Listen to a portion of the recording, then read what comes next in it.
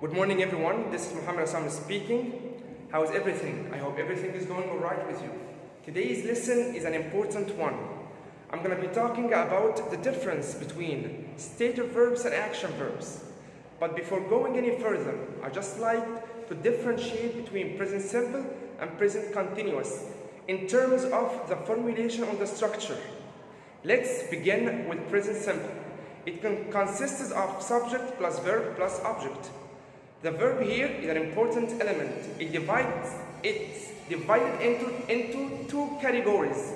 We can put the verb SES or IES with he or she or it. And we can put the verb in the basic form with I, we, you, they, and plural form. Let's now move on to the present continuous, which consists of subject plus verb to be plus ing. Now, let's get started with the difference between stative verbs and action verbs. Do you want to know the difference between them? Just think about it for 1 second. Stative verbs is really different from action verbs because action verbs, it's continuous form. It has a continuous form. It takes ing. And action verbs involves movements.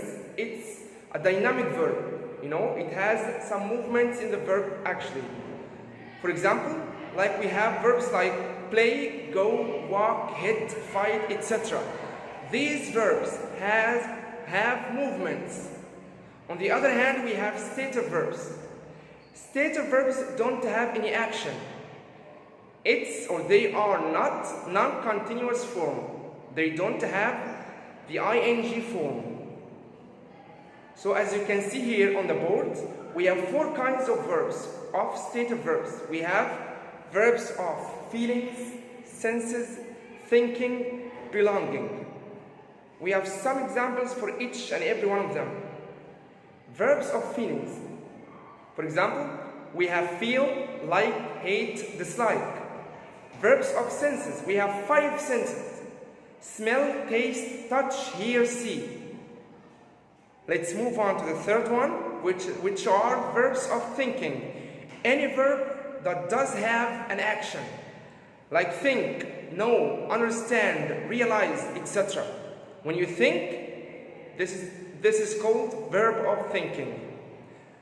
The last one, verbs of belongings. Like when I say this form belongs to me, that means I own this form. So these verbs are belong, have, or own. For example, these 4 categories or these 4 kinds don't have any action. They don't take the ing form. For instance, I cannot say I am loving you. I should say I love you. Do you know why? Because love here is a stative verb. We cannot put ing to the verb because it's a stative, doesn't have any action. Now let's move on to the second part. Something, keep that in mind. Every single rule had exceptions.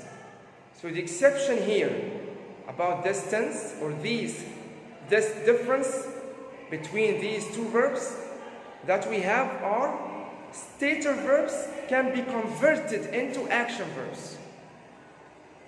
It depends on the meaning. When you have different meanings within the 2 sentences, that means you converted the stative verb into an action verb. For example, I think you're beautiful. I'm thinking about you. So what is the difference here, grammatically and meaningly? Grammatically, I think you're beautiful. I think here the verb think, it's a stative verb. It doesn't have any action. I'm thinking, it's an action verb. What about the meaning? When I say I think you're beautiful, that's my opinion about you. But when I say I'm thinking about you, that means the thinking happens within my brain. So here, am thinking is an action verb. Let's move on to the second sentence. This cake tastes good. I'm tasting this cake. The first sentence, taste or tastes, I put S because the subject here, the K, and we can pronounce it, it can be replaced with the pronoun it. It tastes good. Taste, it's a stative verb. I'm tasting this cake, that means I'm eating this, I'm eating it. I'm tasting it in the mouth. The third sentence, I have one brother, I'm having dinner with my family. As you can see here, the meaning is very different. But grammatically, I have, the verb have is a stative verb. It means this brother, I own this brother. This brother belongs to me. He's my brother. I'm having dinner with my family. That means I'm eating dinner with my family. It's an action verb. The meaning here is different from the first sentence. Now, by the end of this lesson, I'd just like to end this lesson by giving you an exercise, a simple exercise, to test your understanding. So let's move on to the second board. Find the mistake and correct it. Number one, my friend is having a pet dog. What is the mistake here? Just think. And now it's my turn. Is having is a mistake here. My friend has a pet dog, because has here is a stative verb. It means my friend owns a pet dog or has a pet dog. Number two, these flowers are smelling nice. I don't want the verb here to mean sniffing or like you smell something with your nose. No, these flowers smell nice. It's a stative verb here. We should put the verb in infinitive or the basic form because the subject here is a plural noun. Number three, why do you smell the milk? Why do you smell the milk? Here in this sentence, the verb smell is a stative verb. It doesn't have any action. So the mistake here is smell. The answer, why are you smelling the milk? Because the subject here is a person, someone who is sniffing something. Number four, that coffee is smelling delicious. The coffee, it's not a person. So it cannot smell something. That coffee smells delicious. I'm talking about the scent of this coffee.